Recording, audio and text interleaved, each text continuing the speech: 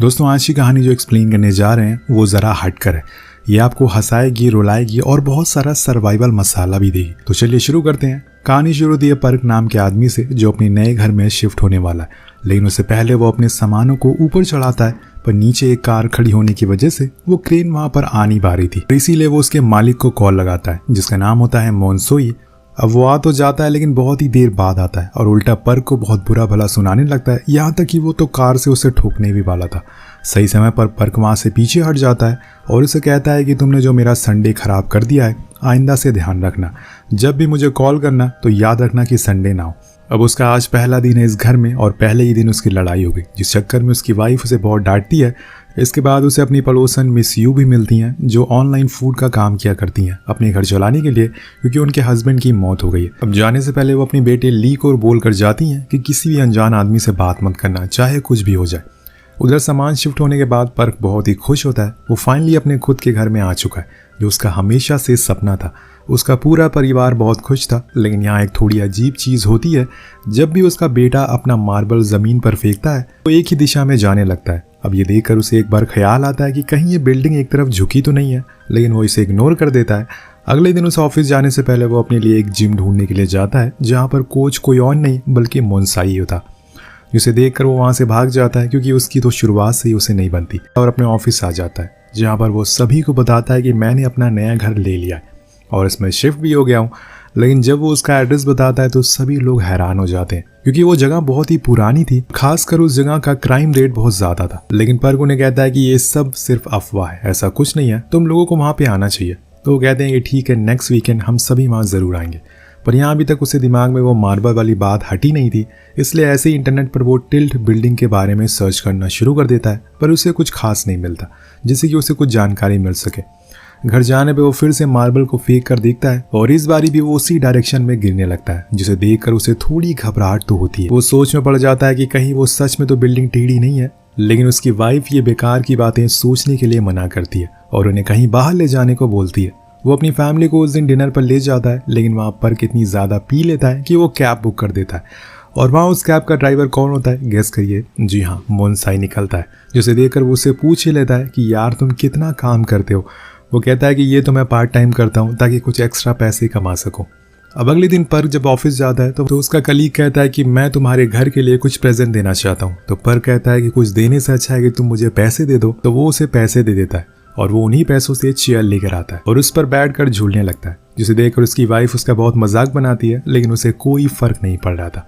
अब उसी दिन तेज बारिश भी होती है, जिसकी वजह से उस बिल्डिंग के पार्किंग एरिया में क्रैक आ जाते हैं, जो असल में इसलिए हो रहे थे क्योंकि ये बिल्डिंग बहुत ही पुरानी है और दोस्तों ये सच में एक तरफ झुकी हुई है। ऐसा इसलिए हुआ क्योंकि इसके नीचे से जो पाइपलाइन गई है उसमें अब लीकेज होना शुरू हो गया है। ये किसी भी समय गिर सकती है, पर अभी इस बारे में बिल्डिंग वालों को कोई भी अता पता नहीं है।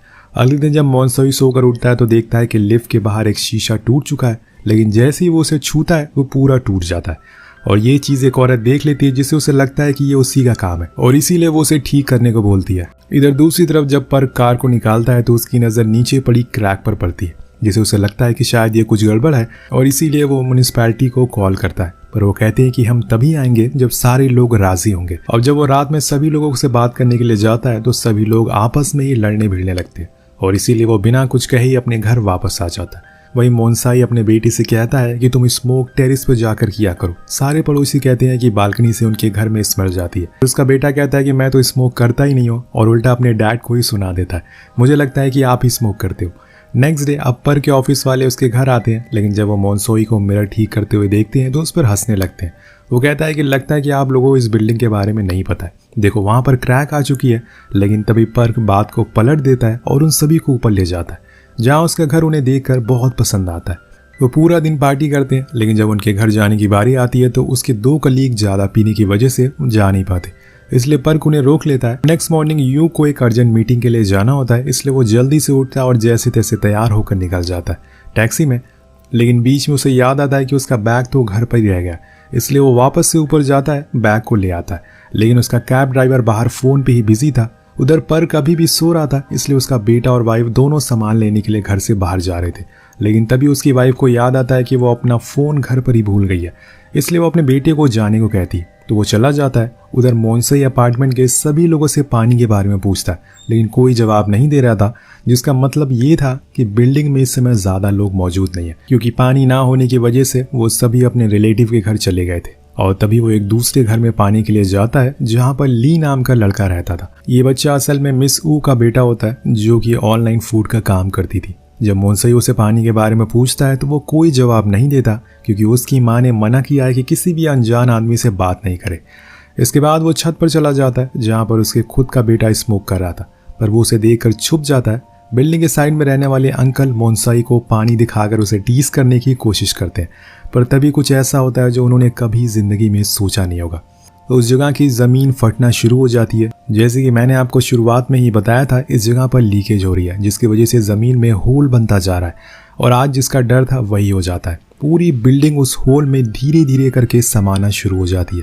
सभी आसपास के लोग बहुत डर जाते हैं और अपनी जान बचाने के लिए भागना शुरू कर देते हैं, लेकिन जो भी लोग बिल्डिंग में थे वो अंदर ही रह जाते हैं, और इधर यू जो कि कार के अंदर ही था वो वहीं फंस जाता है। फिर उसकी कार धीरे धीरे करके बिल्डिंग के साथ ही नीचे चली जाती है। पहले तो उसे कुछ पता नहीं चलता कि ये सब हो क्या रहा है, लेकिन जब वो नीचे पर का फ्लैट देखता है तो हैरान रह जाता है। तभी वहाँ पर्क आता है जो उसे फौरन बाहर निकालता है, जिसके बाद वो दोनों अपने कलीग यूहान को ढूंढने लगते हैं, जो कि बेड के नीचे बेहोश पड़ी थी।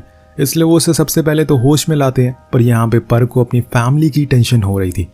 वहीं दूसरी ओर हम मोन्साई को देखते हैं, जो ढेर सारी मिट्टी के नीचे दबा हुआ था, पर होश आने पे वो उसे बाहर निकालने की कोशिश करते हैं और तेज तेज आवाज़ लगाता है। उसकी आवाज़ सुनकर वहाँ पर तीनों लोग आते हैं, क्योंकि यहाँ यूहान को भी अब तक होश आ चुका था। वो सभी मिलकर उसे बाहर निकालते हैं। देन वो पर्क को बताता है कि मैंने तुम्हारी फैमिली को बाहर जाते हुए देखा है, और ये सुनकर उसे थोड़ा सुकून मिलता है। अब इसके बाद सभी लोग ये सोचने लगते हैं कि क्या पता उनके अलावा इस बिल्डिंग में कितने लोग फंसे हों, इसलिए हमें फ़ौरन और लोगों को भी ढूंढना होगा।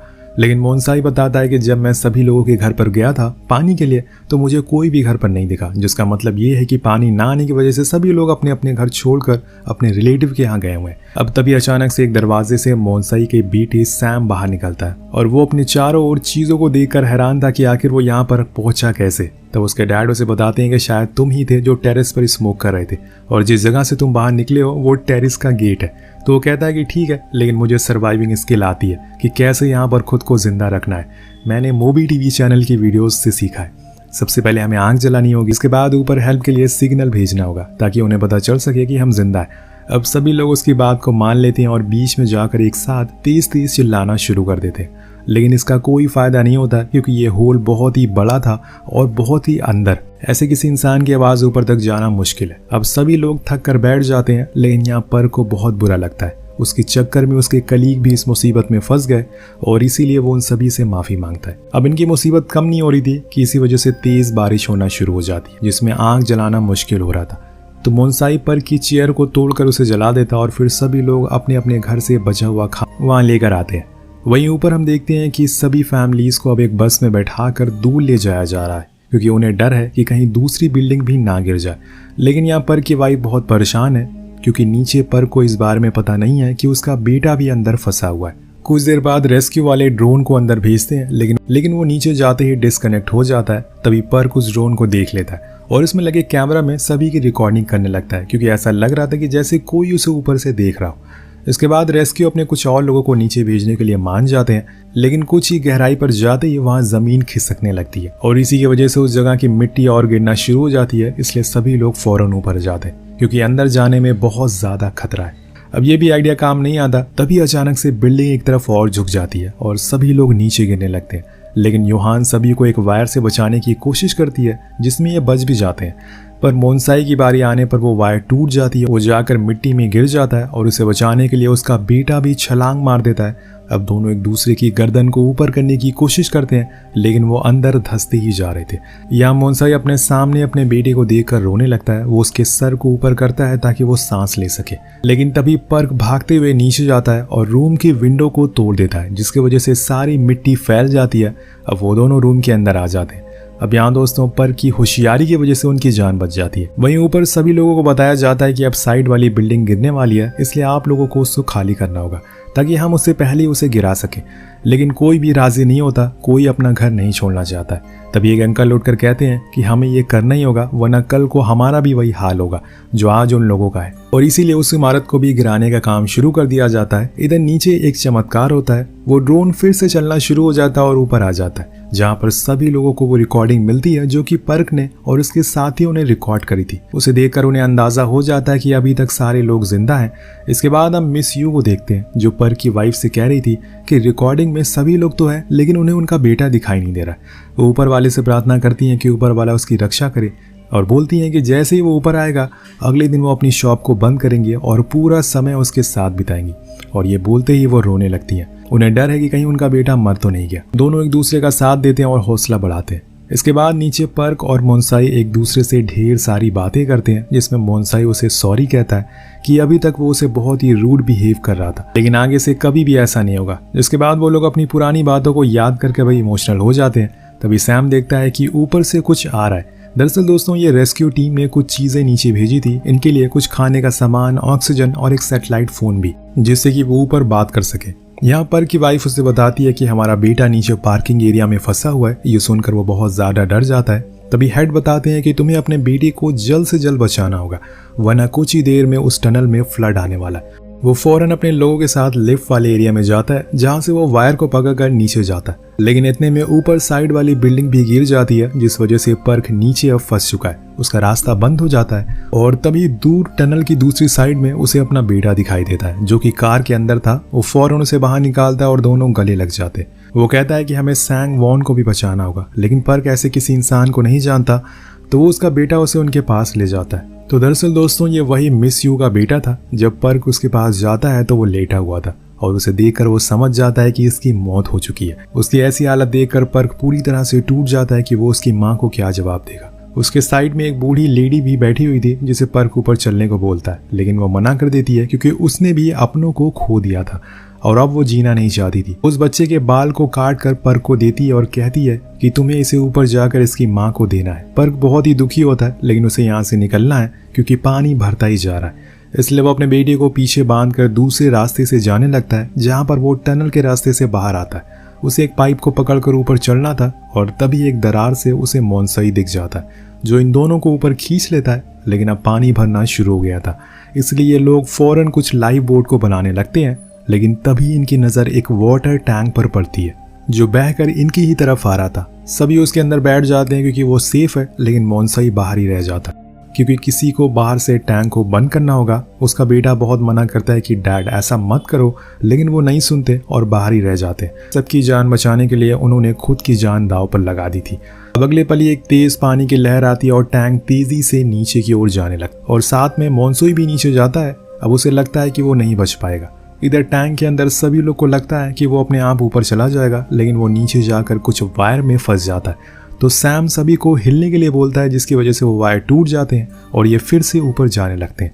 लेकिन कुछ वायर अभी भी उस टैंक में फंसे रह गए थे। कुछ समय के बाद एक और मुसीबत आती है, जब इनके टैंक में एक रॉड घुस जाता है, जिसमें से पानी अंदर आ रहा था। सभी लोग बहुत कोशिश करते हैं, लेकिन कोई फायदा नहीं होता।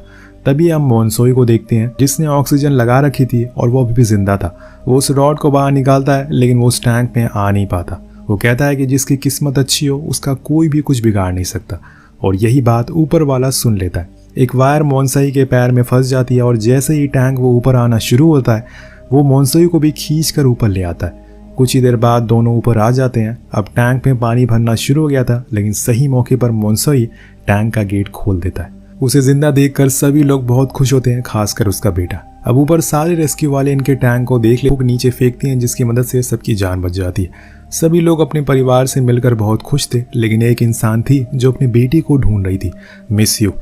पर्क उसके पास जाता है और उसके बेटे का बाल उसे देता है। उसे देखते ही वो पूरी तरह से टूट जाती है और रोने लगती है। अगर वो उन्हें ये ना सिखाती कि किसी अजनबी से बात ना करो, तो शायद आज वो जिंदा होता।